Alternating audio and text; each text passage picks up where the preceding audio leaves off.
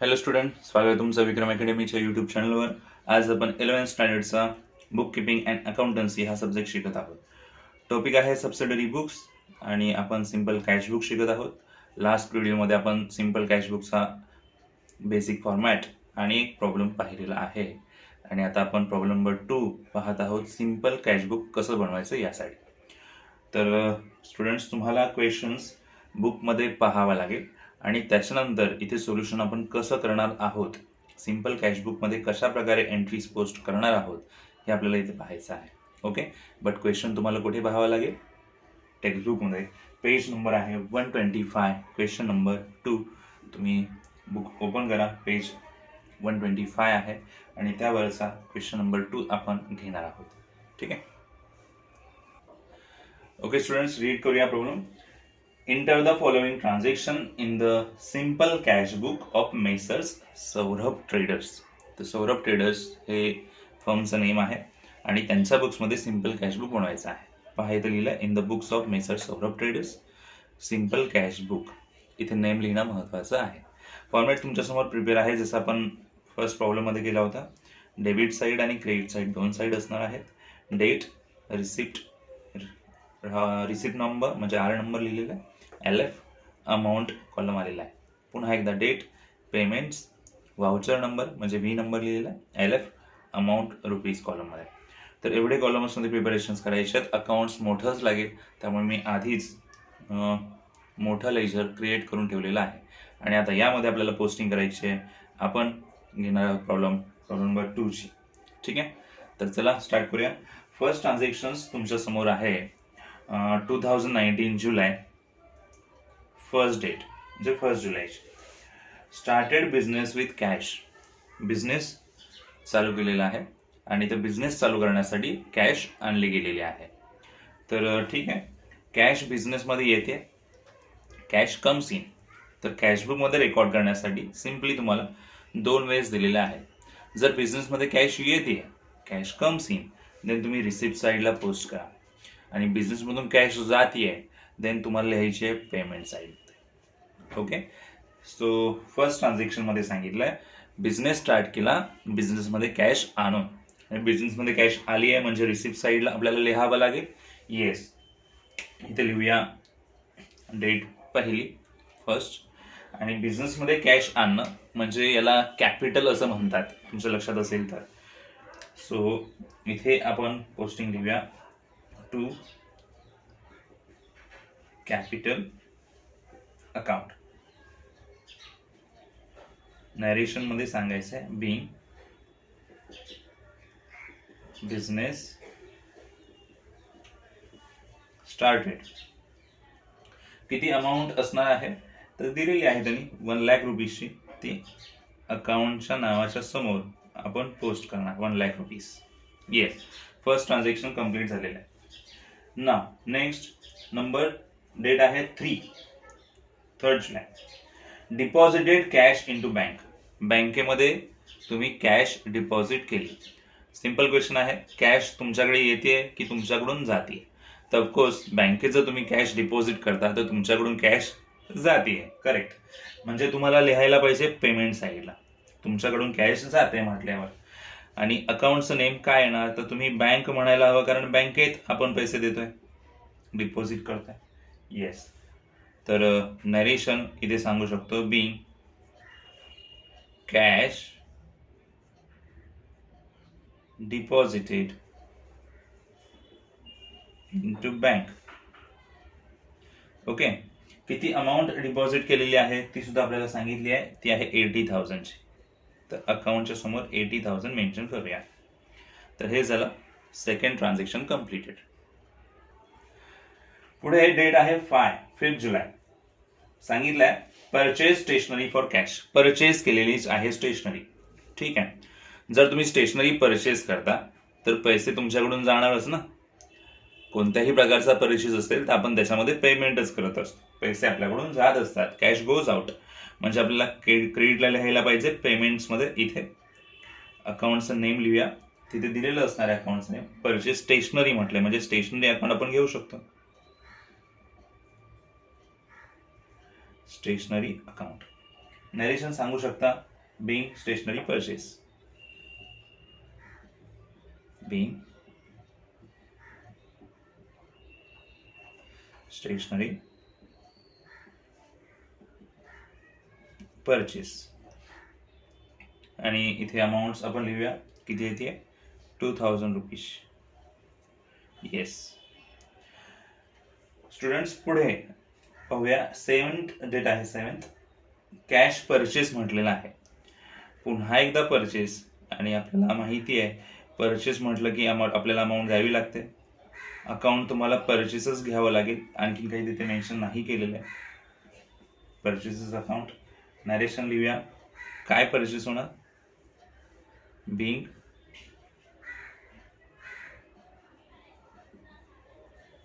Goods purchase.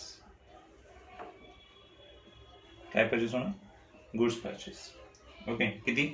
15,000 value दिलेली आहे, ते आपण इथे पोस्ट करूया. ठीक आहे. नेक्स्ट ट्रान्झॅक्शन पाहूया. डेट आहे 8 आणि काय सांगितलंय? Sold goods for cash ₹20,000 at 8% trade discount. ठीक आहे, ट्रेड डिस्काउंट आहे म्हणजे अमाऊंट कमी होईल. बट आपल्याला इथे समजून घ्यायचं आहे पैसे येत आहेत की जात आहेत. कॅश कम्स इन और कॅश गोज आउट. कॅश येते तर रिसिप्ट साईडला, जाते तर पेमेंट साईड. सेल गुड्स म्हटलेलं आहे. आता सेल केल्यावर पैसे येतात, ऑफकोर्स कॅश कम्स इन होणार आहे म्हणजे आपल्याला साईड कळलेली की आपण रिसिप्ट साईडला घेणार आहोत. सेल केलेला आहे तर सेल्स अकाउंटच घेऊया. Yes, sales account being goods sold असं नरेशन आपण मेन्शन केला. अमाऊंट घ्यायची आहे 20,000 आहे अमाऊंट, बट 8% ट्रेड डिस्काउंट आहे. मग आता 20,000ला 8% डिस्काउंट किती होऊ शकतो तो तुम्ही शोधा आणि मग तो लेस करा आणि बाकीची अमाऊंट आपल्याला मिळेल. म्हणजे डिस्काउंटमुळे अमाऊंट कमी होत आहे. तर 20,000ला 8% डिस्काउंट किती यायला हवा, तिथे मी रफ कॅल्क्युलेशन करतो तुमच्यासमोर दाखवण्यासाठी. 20,000ला 8% 1,600 अमाऊंट मिळेल. ठीक आहे, मग हा डिस्काउंट आहे. 20,000ला एवढे लेस केल्यानंतर जे येणार ते आपल्याला घ्यायचे आहेत. तर 20,000ला 1,600 जर लेस केले तर किती यायला हवेत? 18,400. किती येणार? 18,400.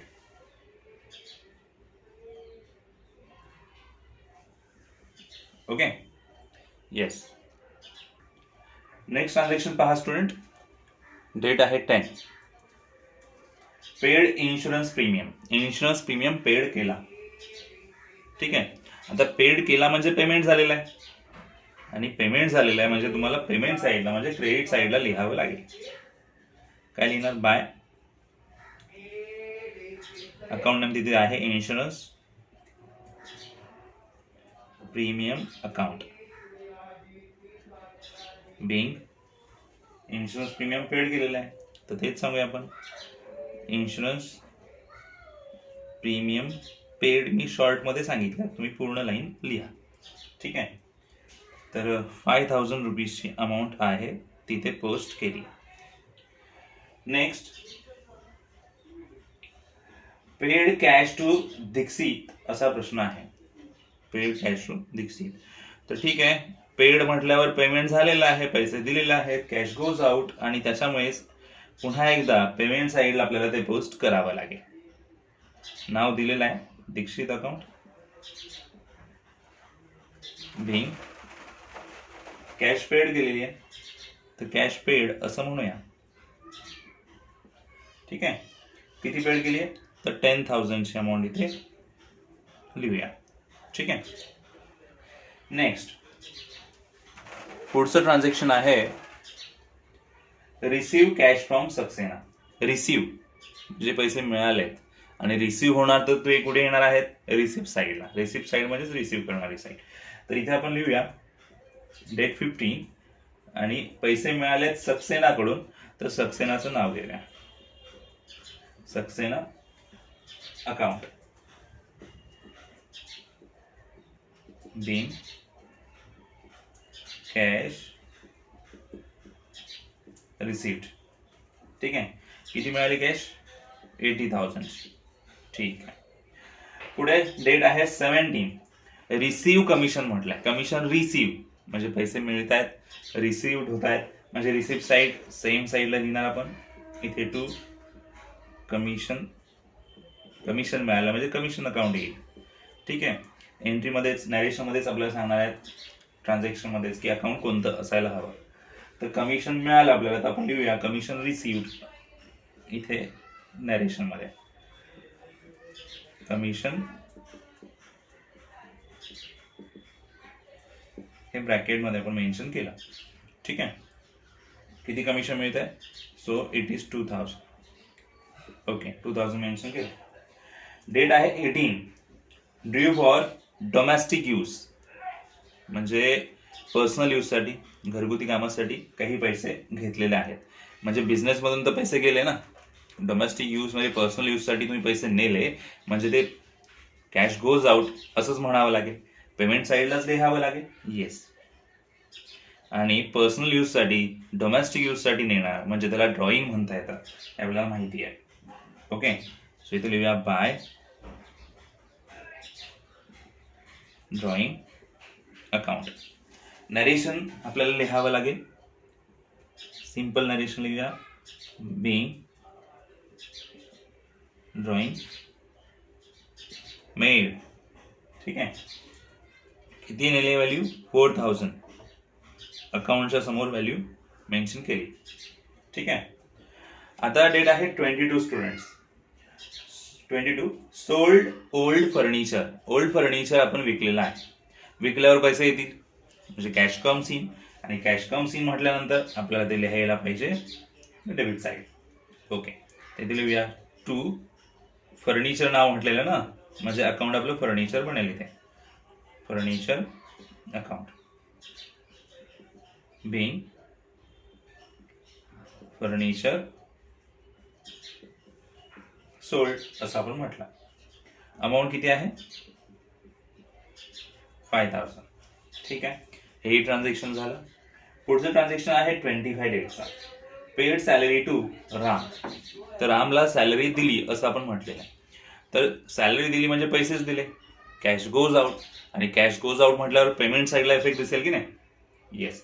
म्हणजे इथे डेट 25 मेन्शन करूया. ज्याला सॅलरी दिली त्याचं नाव म्हणजे रामचं नाव येणार. आपण इथे सांगणार आहोत नॅरेशन ब्रॅकेटमध्ये बीइंग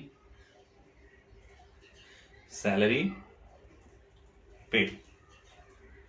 ओके, मिस्टेक झालेली आहे. रामचं नाव कधी कशाला येणार? इथे आपल्याला रामचं नाव अकाउंट नाही लिहायचं आहे, सॅलरी अकाउंट म्हणावं लागेल. एक्सपेन्सचं नाव घेणार.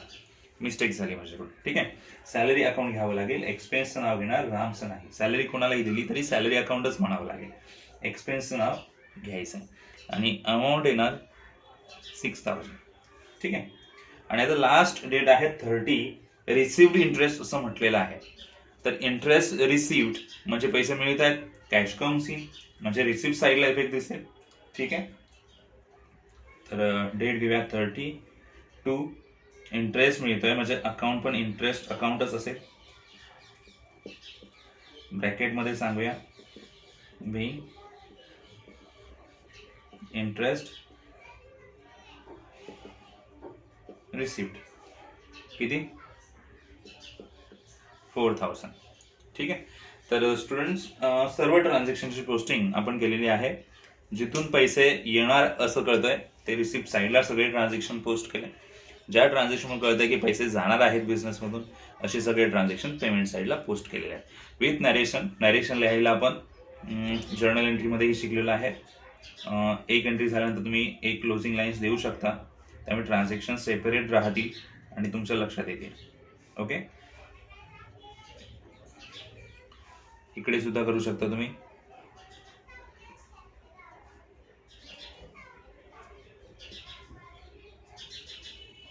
नाही केलं तरी चालेल. ओके. आणि इथे ऑल ट्रान्झॅक्शन पोस्ट करून झालेले आहेत. आता फक्त एकच गोष्ट राहिली आहे, ती म्हणजे क्लोजिंग. आणि आता आपण क्लोजिंगसाठी ट्राय करणार आहोत. ठीक आहे. Okay students, final stage closing करायची आपल्याला. क्लोजिंग कोणत्या कॉलमशी करणार? तर अमाऊंट कॉलमशी. दोन अमाऊंट्स कॉलम आहेत इथे आणि डेबिट अमाऊंट कॉलमची टोटल करायची, क्रेडिट अमाऊंट कॉलमची टोटल करायची. तर मी टोटल ऑलरेडी केलेली आहे. तर डेबिट कॉलमची टोटल येते 2,09,400 आणि क्रेडिट साईडची टोटल येते 1,22,000. ओके. आता डेबिट जास्त की क्रेडिट जास्त? तर ऑफकोर्स डेबिट जास्त आहे.